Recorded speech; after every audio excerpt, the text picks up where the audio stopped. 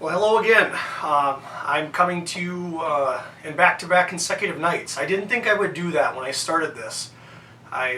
Mostly because I was afraid to, but I had so much outpouring of support, of encouragement, private messages, phone calls, text messages today that I had to do another one right away, simply to say how grateful I am that I've got people in my life, people that aren't even in my life on a regular basis, that are encouraging me and sending their support. I heard from people today that I haven't talked to since high school. Literally have not talked to since high school. Didn't even really know that we were Facebook friends. A guy, a gal ends up more Facebook acquaintances than anything. You don't always see everybody's updates and all of that stuff. So there were people that I wasn't even aware of that I was on Facebook friends with, if you will, and they reached out saying that they were excited for my new journey and that they had already taken a lot from just last night's, which I thought was really awful. As I put on Facebook, if I use the term I do know this one more time, oh my goodness, that was crazy. But I was so nervous last night simply because I'm used to speaking to an audience rather than a camera, and wow, my oh my, somebody put on my wife's wall that speaking to a camera is a lot harder than speaking to an audience, and I can attest that was what I came away with last night. But having said that, I am so appreciative of all of the people that reached out. I heard from some friends that one's dealing with a divorce in the midst of a divorce after a decade of marriage. Another one came up to me, I saw them out in public today, and they told me that this was the perfect timing for me to be putting this video online because it really helped them, gave them a little bit of encouragement. And if that's what I'm talking about, if this can inspire that, if this can give people hope, if you will, all the better. That's exactly why I'm doing it. I also heard from people who expressed sadness for what I shared last night about being homeless. And I had people say, Bobby, why didn't you tell me that? I went to high school with you. Why wouldn't you have told me that you were sleeping in your car? Why wouldn't you have told me that you were sleeping in a laundromat? Why wouldn't you have told me that you were struggling like that? And the reason I wouldn't do that, or I didn't do that, is the same reason that so many people have issues that people don't even know about until it's too late, whether it is something as drastic as a suicide, or whether it is somebody that you completely out of the blue go, what? They're getting a divorce? I thought everything was great. And it's simply because of pride. I talked about a couple of adages last night, and one adage that I've always found true, especially in my own life, is that pride comes before the fall. I would assume most people have heard that, and I've found that to be so true. Pride definitely does come before the fall. And when I was younger, and not that I haven't struggled with this even in present time, but my pride would get in the way a lot. So it was easier to tell the lie. And that happens, I see that all the time with people that I've interacted with, where when I find something out that they were struggling with something, it was simply because they were too proud to ask for help. I would have asked people, hey, I had enough friends that I know would have taken me in. I had friends that did. So there was nights where I was able to crash on someone's couch, or I was able to stay with somebody. But more often than not, I didn't say anything simply because I was too proud. I remember going to my high school, and so that I could shower. Obviously, I wasn't going to be showering anywhere else when I was sleeping in my vehicle. I would go to the gym early in the morning. I would go to the high school, if you will, and I would take a shower, and I would have buddies that would come in, and we'd always go to the locker room first, and I had friends go, what are you doing here? And I would tell them, I was working out. I was lifting weights. Granted, nobody ever questioned why they weren't seeing a muscular Bobby Busick. I was like 160 pounds when I graduated high school, but it was easier for me to tell people that, to lie to them, than it was to tell them, well, I have nowhere else to shower. I've had friends who I have shared this with that have told me, Bobby, if you had just told me, if you had just let me know what you were going through, I would have made my parents let you stay with us. But again, it's pride. I was too proud to say that I needed help. And I think as I progress through these videos and I talk about certain things that I endured, and that more importantly, how I overcame them and how I'm hoping other people can overcome the things in their life, be it a teen, a troubled teen the way I was, going through stuff that was rough, or be it an adult. Like I said, I had adults reach out to me today, and it was just very humbling. And if I can help some people, that would be great. That's kind of the main point of this. One thing I do want to make clear is that I'm not looking for pity. I'm not looking for anyone to feel sorry for me at all. I've got a very, very good life. I've got a beautiful wife. I mean, beautiful wife. 3 wonderful, healthy children. I know that in itself is a blessing, having 3 healthy children. I'm not looking for anyone to say, oh my gosh, Bobby, you had it so rough. I'm so sorry for you. I don't want that. In fact, I think the reason I've been able to thrive in life is simply because I haven't had anyone feel sorry for me. Now, granted, it's because nobody really knew, I suppose, but I've always used what I went through as motivation to never stop trying to improve myself. That's why I went back to college and I got my master's degree.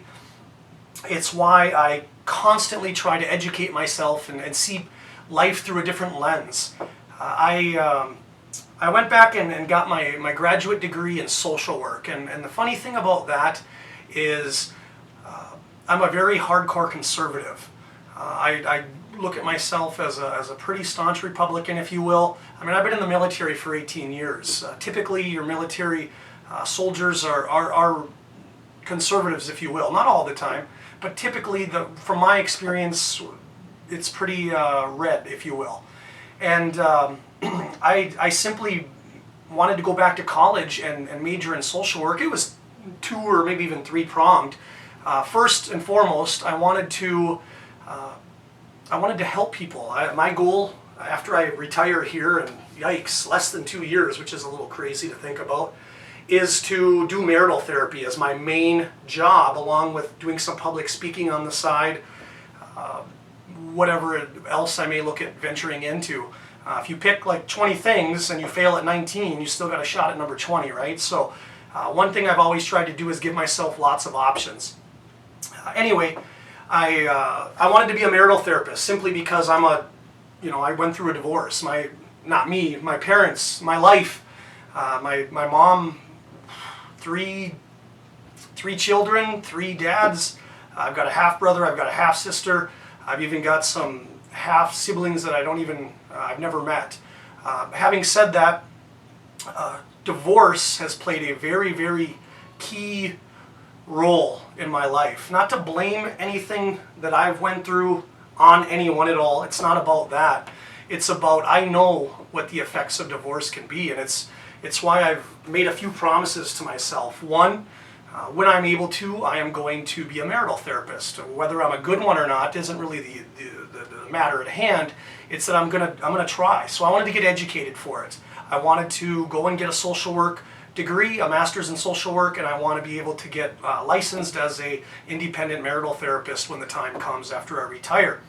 I also majored in social work because I wanted to be able to, as I said, I'm a pretty hardcore conservative, and when you are very entrenched in your beliefs, you can get tunnel vision, and I don't ever want that. I don't want tunnel vision in any aspect of my life. So I wanted to be able to broaden my horizon and maybe see the world through the lens of, typically social workers are liberal. So I'm in a profession for 20 years, or 18 now, but it'll be 20 years where darn near everybody is conservative. I wanted to major and get a degree in something where darn near everybody is a liberal. And I think it really helped me see things differently. I still believe in my core beliefs, and that's why they're core beliefs. I'm very proud of the things I believe in, and I have a reasoning for everything. And then that's the thing, conservative, liberal. If you have a deep-seated belief in why you feel a certain way, well, more power to you. Good for you. Who's to say you're right? Who's to say you're wrong?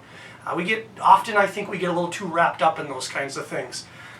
Anyway, I'm very excited to hopefully help marriages, help people see different avenues of where their spouse may be coming from. And as a child who had parents go through a divorce, I think that I'll have a really unique perspective in it too. But back to what I was saying, pride can be the worst of things. It gets in the way of clarity. It gets in the way of being able to admit when you're wrong. And often I think that we get so focused on whether or not we are going to be judged for what we've done, or whether or not we are considered right or wrong, that we will often just keep everything to ourselves, so that we don't have the chance we're going to get judged. We're not vulnerable. We don't have anybody that can look at us and go, So pride is why I didn't reach out to people. And again, today was just amazing having all of these people express their support for my new venture, and express all of the different things I got. Phone calls and texts, and it was great. So from the bottom of my heart, thank all of you. I do also want to make sure that people understand I'm not talking down to anyone. I don't have all of the answers, and I'm not saying here's what I've endured, so you should listen to me because here's how you should do it.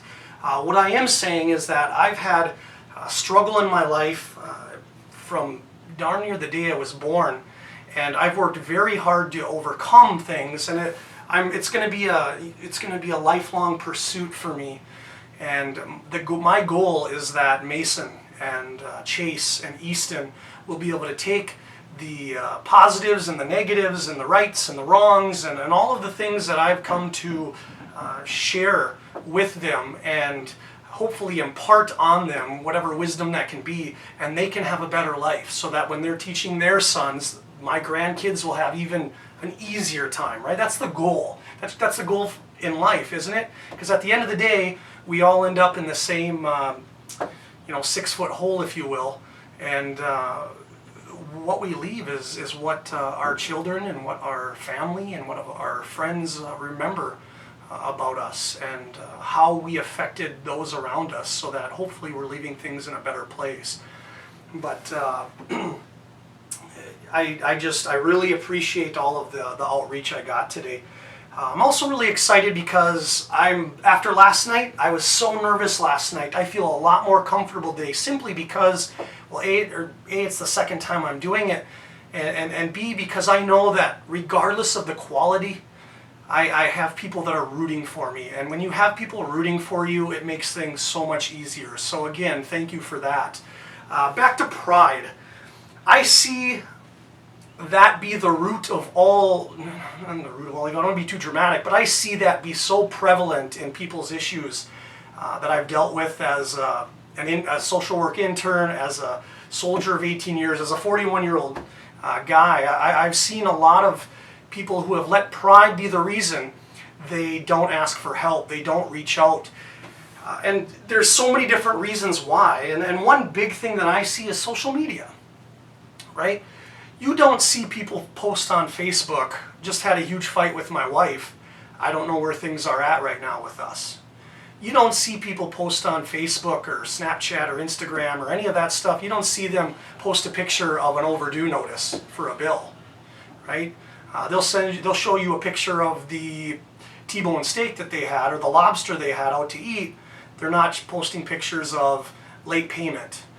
People aren't putting on social media, I am at the end of my rope and I don't know what to do. Not all the time, right? I'm not going to speak in absolutes ever. There's a exception to what I'm talking about, and every topic I'll talk about, there's exceptions. But typically, we see the bright side of people's lives, correct? I've been guilty in this. Like I said, I'm not talking down to anyone. I'm going to share things I've observed. I'm also going to share things that I've experienced and that I've done. I've been that guy who, hey, here's my vacation. We just went to Disney World in March, and hey, I posted pictures of that. I posted pictures of going out to dinner with Amber. I posted, right? We've all done that. And it's always a glorified, I've had people who have told me, yeah, I'm getting a divorce, and you're like, what? Your life seems so perfect. It seems so easy. It seems like you were in love. Well, that's because that's all people will ever talk about on social media. That people don't share real things all of the time. Typically it's, hey, here's the life that I want you to believe that I have. And when we do that, we lend ourselves to cheating ourselves about asking for help. Because if we ask somebody for help, we could fear that the person we're asking for help would say, well, wait a minute, I thought everything was perfect in your life. I saw your pictures from Florida, and I saw your pictures of the great meals you're eating. What do you mean you need to borrow money? You just had a New York strip like 3 nights in a row. I saw it on social media. So I think that's a big cause and why people are afraid to ask for help. And I think that, again, that's pride getting in the way of things. I've often had people tell me that I have the perfect marriage. And I can tell you this, I think that I do, but not in the sense that you may think. It's not about having the perfect marriage, right? It's not about being perfect. It's about being perfect for one another. And when you're perfect for one another as a couple, you understand that there are going to be bad times. You understand that there are going to be times you just, how did I marry her? What am I thinking? My goodness. There's going to be times where there's doors slammed. There's going to be times where you sleep in the basement. There's going to be times where you cuss under your breath. Or there's going to be times you cuss not under your breath. And I can tell you this, Amber and I have a fantastic relationship. I love her with everything I have, and I feel that she has that same passion for me. And we've been married for 13 years. Having said that, we've had slammed doors. I have slept in the basement. We have said just awful things to one another in the heat of the moment. That's going to happen. Why? Because that's real. Because that's real. And when you're married, real things happen. So once you're able to understand that life isn't perfect, and you will see things, especially with social media being as in your face as it is today, don't be fooled by that. Every single person struggles at some point or another in their life. The key isn't avoiding struggle. The key is understanding that it happens to everyone, that it's a normal process in life, and that anyone with hard work, with determination, with passion can overcome struggle in life. Marriage does take work, right? I don't have the perfect marriage. I have a marriage that's perfect for me, and I have a marriage that I have to work at, and my wife has to work at. And after 13 years, we're madly in love, but we still have our days. So the key, I think, in overcoming adversity, one of the keys, I'm going to lay out a bunch as I do these videos, is how did I go from being homeless and sleeping in my car? How did I go from showering at my high school to, here's the, what does Mason call it, the flex moment, to having a credit card with no limit that I have. I have an American Express Platinum with no limit, and I have a zero balance on it. How did I go from being homeless and sleeping in my car and too embarrassed, ashamed to ask for help, to having a credit card with no limit on it? A lot of things, but one of them is I realized that in order to get what I want in my life, it's going to take a lot of work, and it's going to take a lot of discipline. Discipline is something else that I'm going to be talking about as I progress through these videos. Another adage for you. I'm big into those, so I'll throw a lot of them out. Hopefully, or maybe possibly you've heard the adage, discipline weighs ounces while regret weighs tons, something like that. And I've found that to be so true. Don't live with regret. We've all made mistakes, and there's instances that I regret in my life, but I don't let that carry on a day-to-day basis. I don't let any little regrets I have fester into big ones that prevent me from tackling my next obstacle, from trying to improve who I was yesterday, because that's the point of life, isn't it? Just being better than you were yesterday. Setting goals, trying to overcome things, Often we can get caught up in it having to be a huge goal, a huge task, a huge thing we want to change, and we want to do it right now, right? We live in America, so everything is fast-paced. The key is understanding your limitations and also being able to try to improve yourself with moderation, so that way you don't drive yourself mad. So again, I want to make sure that everybody understands just how grateful I am for the support I've already received in less than 24 hours. And I'm really, really excited to continue to do this and to lay out things that have helped me develop into the person that I am, while also understanding that I've got a long ways to go. But I feel that with the support of the friends and family I have, I feel that with the determination I have to be better than I was yesterday, I think I can do this. So that's all I have for this one, and I'm really excited for video number 3. So thank you for tuning in. I think I'm supposed to say like subscribe to the YouTube thing that this is put on. I'm not really the biggest tech person, so Amber's been doing. She posted that stuff last night, and guys, what can we do without our wives, really? Each case is different, and mine probably a little less than the average guy. So with that being said, Crystal, this is for you. Thank you, and have a great one. Thanks, guys.